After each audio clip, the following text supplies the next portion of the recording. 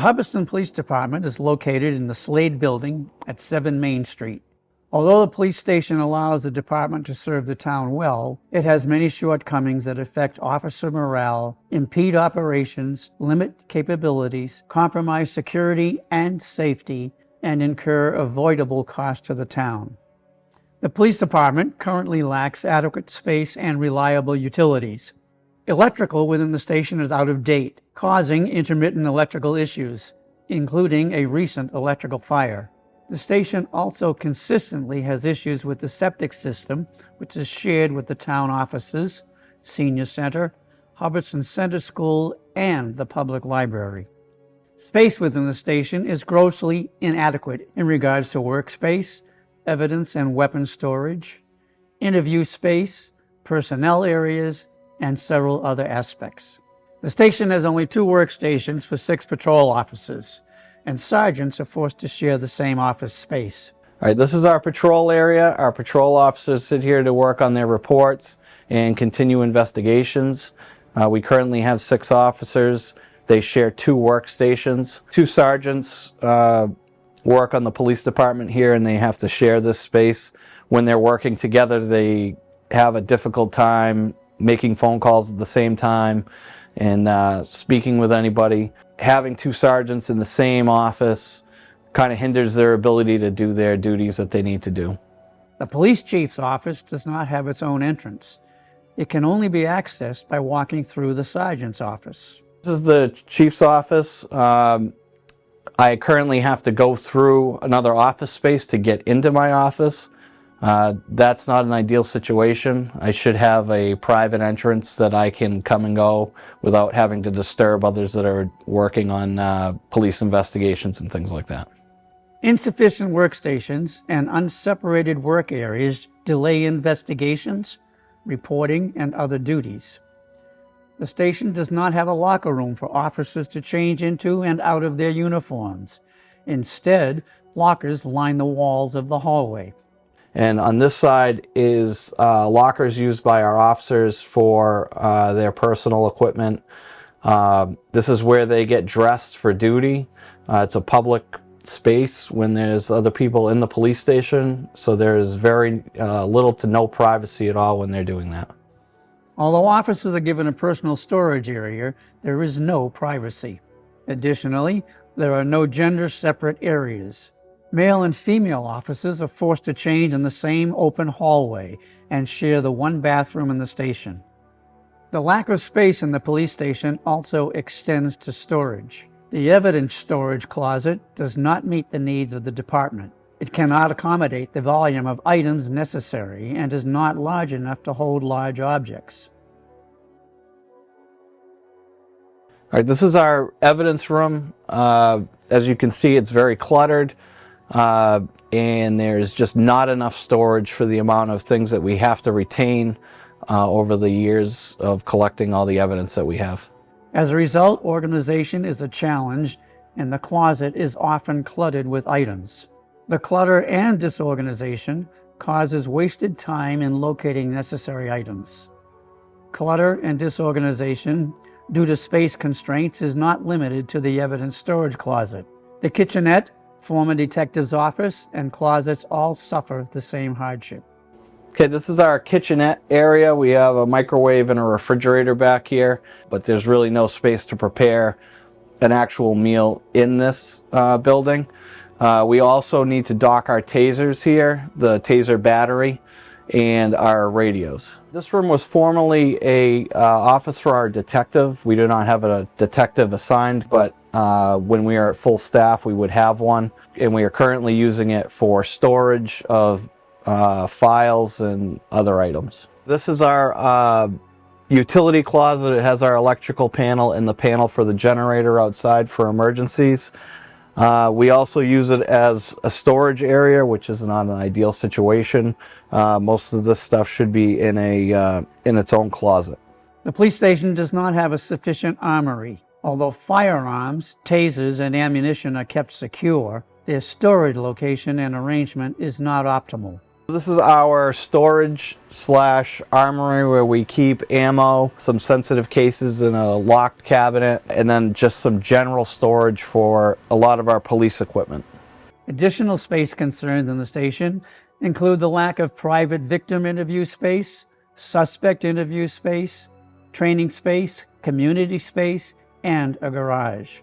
Without a private interview space for victims, interviews take place in an open area of the station. When victims need to discuss sensitive details, the lack of privacy not only can make them uncomfortable, but also prevent them from sharing all the information that they may have otherwise.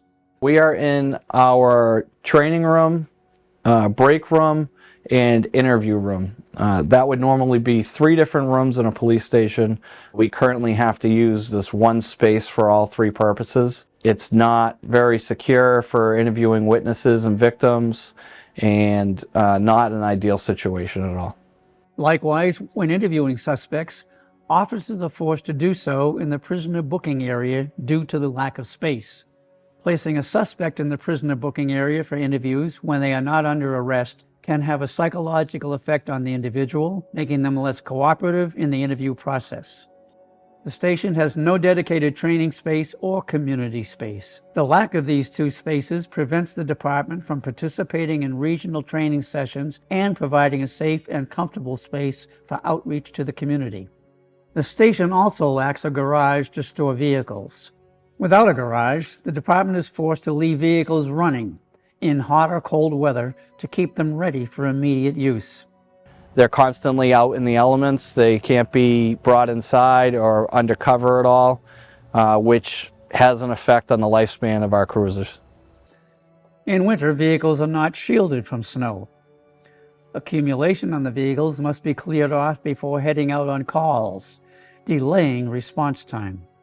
The police station has 2 security concerns of note. First, doors within the station should be steel. Not all the doors within the station meet that requirement.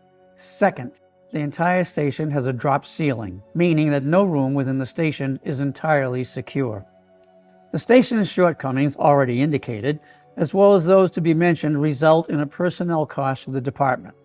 Inadequate workspace, storage, utilities, and amenities, coupled with security and safety concerns, negatively impacts personnel morale.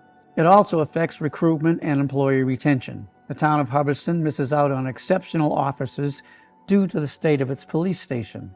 Candidates take many things into account when applying, including facilities and work environment. Officer retention is a consistent struggle for the department. It is frequently short-staffed. Unfilled police officer positions hurt residents in 2 ways: safety and cost. When the department is short-staffed, there are times when an officer must respond to a call alone. Not only is this potentially dangerous for the officer, it limits the department's ability to assist the public in an emergency. Safety concerns extend to the police department building itself, affecting officers and residents. Broadly, the station is not ADA compliant, which limits who and how the department can help. The entrance through which prisoners are brought into the station has 2 steps, which pose a tripping hazard, especially to someone who is handcuffed. There's a step here that goes up and then a step that goes into the building. That is not ADA compliant, and it's dangerous to be bringing people that are handcuffed behind their back up steps where they could trip and fall and have an injury, and it opens the town up to some liability. The prisoner processing room is too small for officers to safely process a prisoner. This is our booking room slash prisoner processing and holding area. As you can see, there's no really secure cell or anything off of this room, which you'd normally have in a police station. The prisoners are handcuffed to this bench when they're being processed. They then need to be moved around to our live scan machine to be fingerprinted and put up against this wall for photographing. The space is very tight when you have someone in here that could be uncooperative, and it's not adequate at all. A combative prisoner can endanger an officer simply due to the tight space. The station does not have a cell to hold prisoners. They are chained to a bench in the processing room. The lack of a cell is a safety concern as well as a financial expense. The financial cost of inadequate facilities is noteworthy. As mentioned, the lack of a garage forces police vehicles to remain running at certain times of the year. This results in increased fuel consumption, as well as wear and tear on the vehicles, which would not occur if stored in a garage. The lack of cells in the station makes the holding of prisoners impossible, resulting in the need to transport prisoners to facilities that can hold them. Each time a prisoner must be transported and held, officers are away from the station and other duties for several hours at a time. If a prisoner has a medical issue, including being under the influence of drugs or alcohol, an officer must be with them at all times. This results in large overtime costs as well as understaffing in town. Finally, the largest cost of the town is the frequently unfilled officer positions. When officer positions are unfilled, the existing officers must work extra hours to compensate. Those extra hours are at a considerable cost to the town. The amount paid out by the department annually for overtime pay is greater than the salary that would be paid for the officer position. In 2023, the department had an expense of over $100,000 in overtime pay to officers. While the police station enables the department to effectively serve the town, it suffers from numerous deficiencies that impact officer morale, hinder operations, restrict capabilities, jeopardize security and safety, and result in unnecessary costs to the town.